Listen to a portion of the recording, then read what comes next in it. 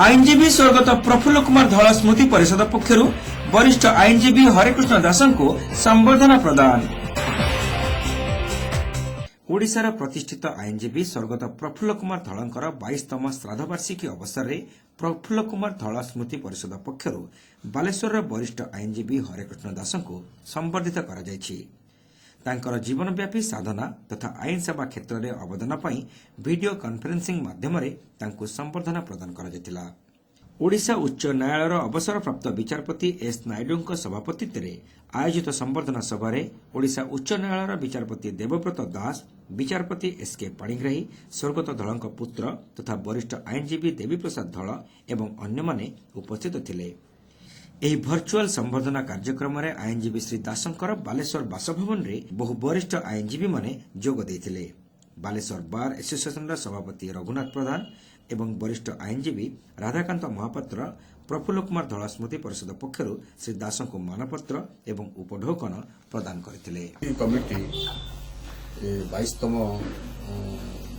ସ୍ମୃତି committee ସେ ମୋତେ award କରିଛନ୍ତି ଆଡଭୋକେଟ୍ ବେଷ୍ଟ ଆଡଭୋକେଟ୍ এবং বিভিন্ন সংস্থারে জড়িত থাকার এবং মেন বিশেষকরি আডভোকেট হিসাবে মতো আওয়ার্ড করছেন ওড়িশার 4 জন করছেন ভদ্রকରୁ জনে অনুগুଳ জনে ଯାଜପୁର ଜଣେ ମତେ ବାଲେଶ୍ୱରରୁ ସେମାନେ ଆୱାର୍ଡ କରିଛନ୍ତି।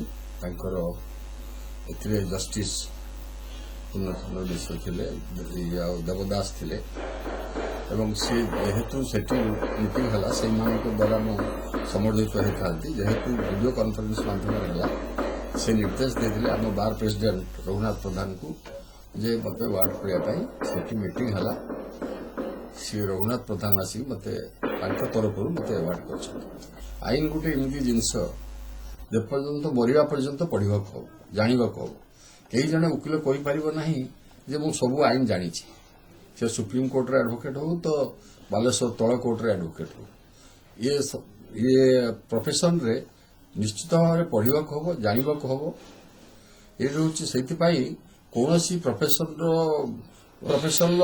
ଓକିଲମାନଙ୍କୁ କୁହାଯାଏ ଲାର୍ନେଡ୍ ଆଡଭୋକେଟ୍ ଆଉ ଲାର୍ନେଡ୍ ଡକ୍ଟର କୁହାଯାଏ ନାହିଁ, ଲାର୍ନେଡ୍ ପ୍ରଫେସର କୁହାଯାଏ ନାହିଁ, କେବଳ ସବୁ ଲାର୍ନେଡ୍ ଇଞ୍ଜିନିୟର କୁହାଯାଏ ନାହିଁ, କେବଳ ଓକିଲମାନଙ୍କୁ ଲାର୍ନେଡ୍ ଆଡଭୋକେଟ୍ କୁହାଯାଏ। ବିକଜ ଯେ ଏଠି ପଢ଼ିବାକୁ ପଡ଼େ ଏବଂ ସେମାନେ ଜାଣିବା ଉଚିତ ସବୁ ବ୍ରାଞ୍ଚ ଅଫ୍ ଲରେ ସବୁ ସେକ୍ଟରରେ ଜାଣିବା ଉଚିତ। ତେଣୁ ଏଠି ଜ୍ଞାନ ଆହରଣ କରିବାର ଅଛି, ଜ୍ଞାନ ଶିଖିବାର ଅଛି ଏବଂ ଏଥିପାଇଁ ଅଧ୍ୟବସାୟ ଦରକାର ଏବଂ ୟଙ୍ଗ ପିଲାମାନେ ଯେଉଁ ଆସୁଛନ୍ତି ନିହାତି କ୍ରମରେ ମୁଁ ସେମାନଙ୍କୁ କହିବି ଯେ ସେମାନେ ପାଠ ପଢ଼ନ୍ତୁ ଏବଂ ପଇସା ପଛରେ ଦୌଡ଼ନ୍ତୁ ନାହିଁ। ଏମିତି କାମ କରନ୍ତୁ, ଏମିତି ପ୍ରଫେସନରେ ନିୟୋଜିତ କରନ୍ତୁ, ସମୟ ଆସିଲେ ପଇସା ତାଙ୍କ ପଛରେ ଦୌଡ଼ିବ।